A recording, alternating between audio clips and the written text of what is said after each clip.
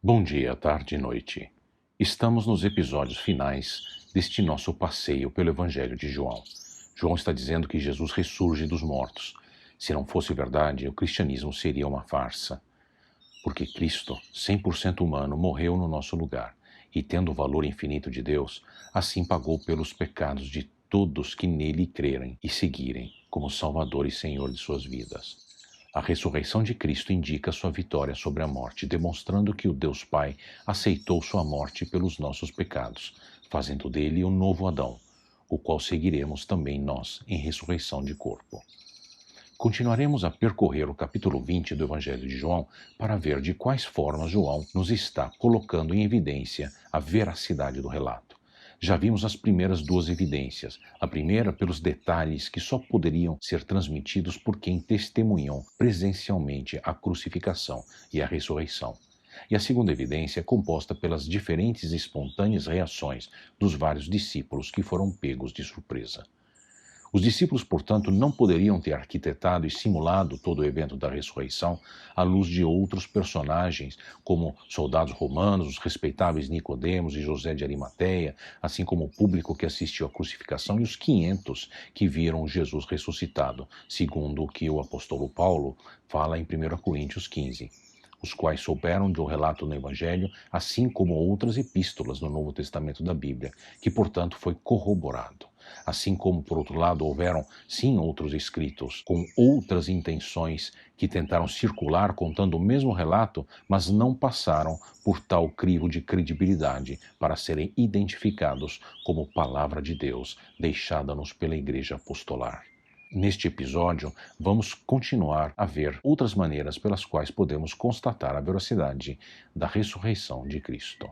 Vamos recapitular só alguns dos versículos deste capítulo que já lemos por inteiro no episódio passado. Aqui estão alguns versículos que nos apontam a observações físicas ligadas à ressurreição de Cristo. No primeiro dia da semana, bem cedo, estando ainda escuro, Maria Madalena chegou ao sepulcro e viu que a pedra da entrada tinha sido removida. Ele se curvou e olhou para dentro, viu as faixas de linho ali, mas não entrou. Bem como o lenço que estivera sobre a cabeça de Jesus, ele estava dobrado à parte, separado das faixas de linho. Jesus lhe disse: Maria. Então, voltando-se para ele, Maria exclamou em aramaico: Rabone, que significa mestre. Maria Madalena foi e anunciou aos discípulos, e ouviu o Senhor, e contou o que lhe dissera. Tendo dito isso, mostrou-lhe Jesus as mãos e o lado. Os discípulos alegram-se quando viram o Senhor. A terceira forma que João usou para demonstrar que Jesus ressurgiu dos mortos, isto é, que não houve troca de corpo ou que não era alguém se passando por Jesus, foi pelo que se podia ver e tocar fisicamente. No verso 1, Maria observa a pedra que tinha sido removida. No verso 5, Pedro e outro discípulo, ele se curvou e olhou para dentro, viu as faixas de linho ali.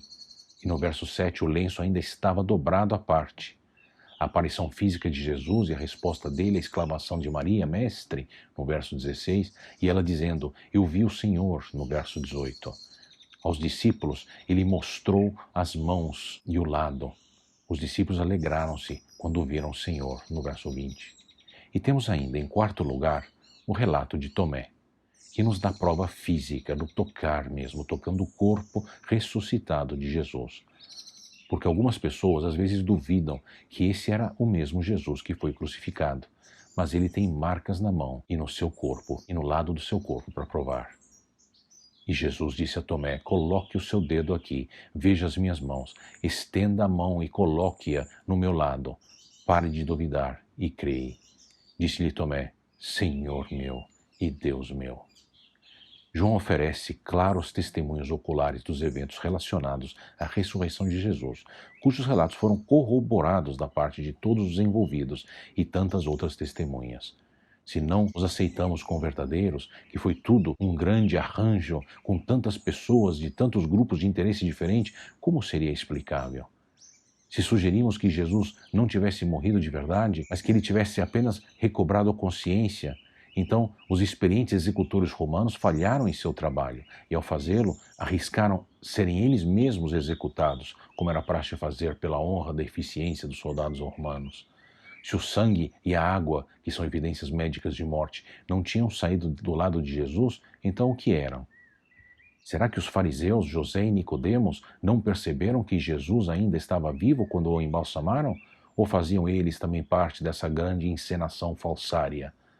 Mas se Jesus ainda estivesse vivo, com toda a desidratação e desnutrição desde a última ceia, após o tratamento físico brutal, sendo chicoteado e espetado à lança, ele recuperou as forças e a consciência para então rolar sozinho a grande pedra para abrir o túmulo? E escapou disso tudo sem que os guardas notassem, ou com Jesus tendo-os dominado à força? E aí Jesus foi convencer seus discípulos de que havia ressuscitado? Isto iria demandar muito mais fé do que confiar no relato de João, não é mesmo? De que outra forma você explicaria o túmulo vazio e a crescente fé dos discípulos? Os romanos não iriam ganhar nada se roubassem o corpo, nem os judeus. Ambos queriam Jesus morto. Eles, se tivessem roubado o corpo, eles poderiam acabar com toda a conversa sobre a ressurreição de Jesus, simplesmente fazendo o seu corpo aparecer. Os discípulos também não tinham nada a ganhar roubando o corpo. Todos eles deram a sua vida para contar às pessoas que Jesus ressuscitou, e todos, menos um, morreram mortes horríveis defendendo essa verdade. Se tivesse sido invenção, com certeza, pelo menos um iria entregar a verdade. Eles estão amedrontados. Não esperavam uma ressurreição.